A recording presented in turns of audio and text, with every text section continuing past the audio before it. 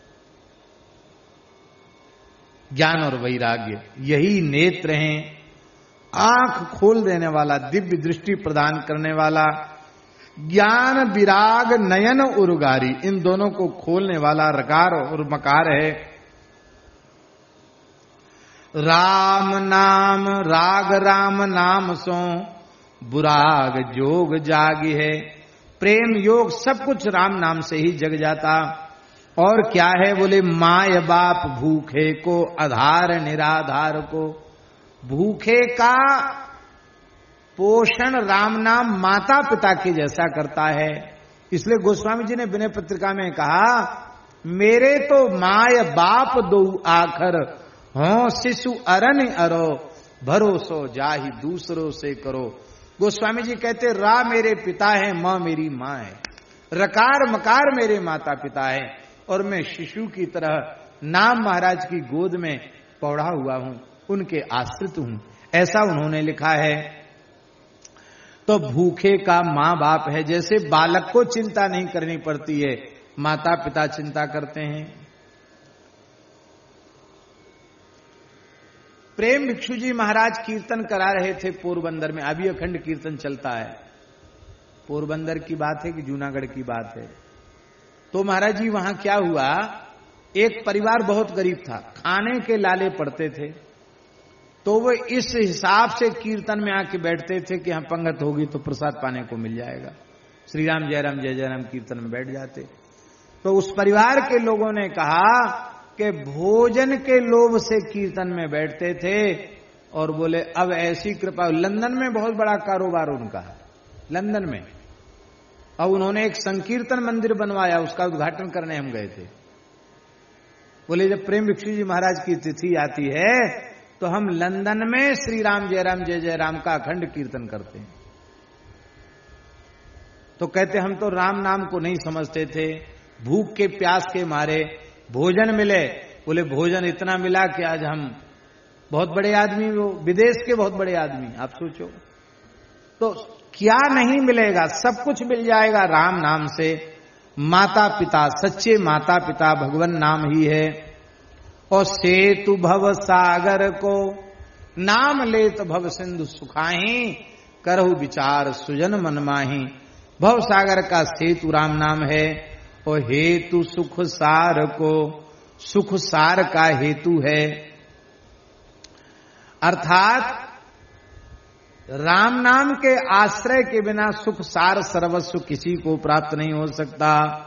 अंतिम बात, पतित पावन राम नाम सो न दूसरो। राम नाम के जैसा दूसरा कोई पतित पावन नहीं है। प्रमाण? बोले हाँ प्रमाण है। तुलसी सुमिर सुभीम भयो, तुलसी सो ऊसरो। कहते तुलसी सो ऊसरो। हम ऊसर थे, न ज्ञान था, न भक्ति थी, न वैराग्य, कुछ भी पैदा नहीं होता था। लेकिन राम राम करते करते ज्ञान वैराग्य भक्ति की फसल लहलहा रही है हमारे भीतर। ऐसा गोस्वामी तुलसीदास जी महाराज अनुभव कर रहे हैं। ऐसा राम नाम है, सुमिरि सने सो तू नाम राम राय को। इसी के साथ